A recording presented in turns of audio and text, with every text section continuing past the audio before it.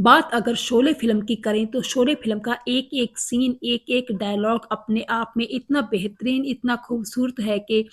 उन डायलॉग्स को, उन सीन्स को कोई भी कभी नहीं भुला सकता। लेकिन एक सीन ऐसा भी था इस फ़िल्म में जो कि बहुत ही ज़्यादा ध्यान खींचता था सभी ऑडियंस का अपनी तरफ, और उस सीन के बारे में ही बात करते हुए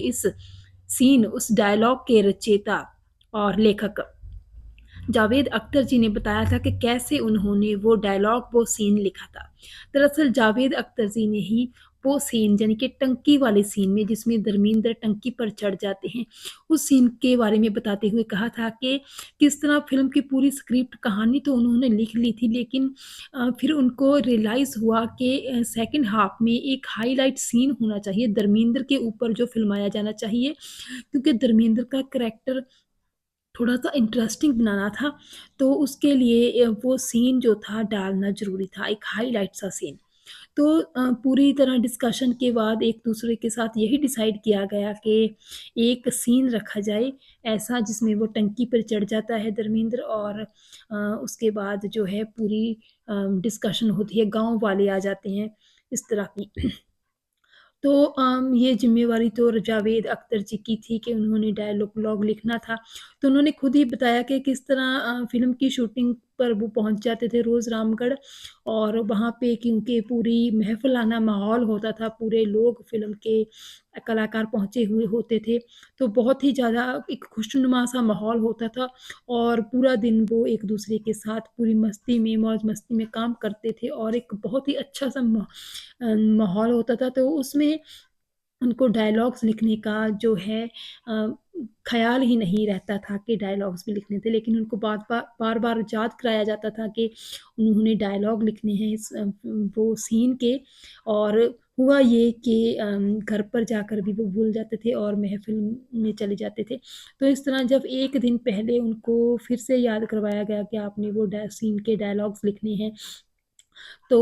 यूनिट में सेट पर जाते समय वो रास्ते में एयरपोर्ट के लिए जब जा रहे थे गाड़ी में, तब उन्होंने वो सीन डायलॉग्स जो हैं उस सीन के लिखे। तो उन्होंने बताया कि किस तरह बहुत ही रश में थे, बहुत ही ज़्यादा उनके वो जो टाइम उनके पास बहुत कम था, और वो जा रहे थे गाड़ी में, तभी उन्होंने वो डायलॉग लिखे। और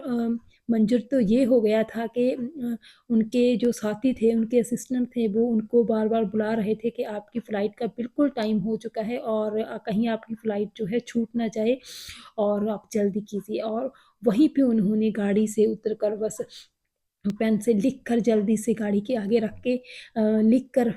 जल्दी से अपने असिस्टेंट को वो पकड़ाए, और कहा कि ये वहाँ पे सेट पे दे दिए जाएँ, और जिन्हों लोगों ने उनको फिर करना है वो उनको कर लेंगे। तो उन्होंने बताया कि किस तरह वो डायलॉग उन्होंने जब लिखे तो दोबारा उनको पढ़ने का भी उनके पास टाइम नहीं था, और बस रफ़ली से लिख कर उन्होंने वो थे जो अपने असिस्टेंट को पकड़ा दिए, और फिर वही डायलॉग देखिए इतने ज़्यादा फ़ेमस हो गए कि आज तक हमें वो एक-एक डायलॉग याद है धर्मेंद्र का, कि कैसे वो टंकी पर चढ़कर कहते हैं कि जो है बसंती, इससे मेरा लगन होने वाला था, और इसकी मौसी ने बीच में से जो है अपनी टाँग लटका दी अपनी टाँग लटका दी, जिसके कारण ये शादी नहीं हो पाई हमारी,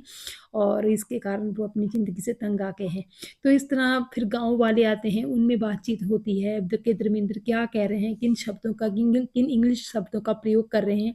तो बहुत ही इंटरेस्टिंग सा जो था सीन था। फिर बाद में जो बसंती जाती है धर्मेंद्र के दोस्त जय के पास कि उसको उतारो वरना वो गिर जाएगा, तो अमिताभ बच्चन कहते हैं कि जब दारू उतरेगी तब ये भी उतर जाएगा। तो बहुत ही इंटरेस्टिंग लुभावना सा सीन है, बहुत ही ज़्यादा फ़नी है, देखकर बहुत मतलब मज़ा आता है सीन का। सचमुच ही सीन जो है फ़िल्म की जान है, फ़िल्म में इसने एक नया रंग भर दिया है।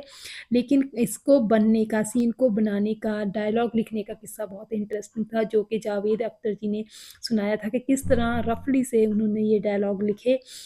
और फिर वो उनके एक बार लिखे दोबारा उन्होंने फेयर भी नहीं किए, और वही डायलॉग जो है चूज़ किए गए, और इतने ज़्यादा फ़ेमस हो गए कि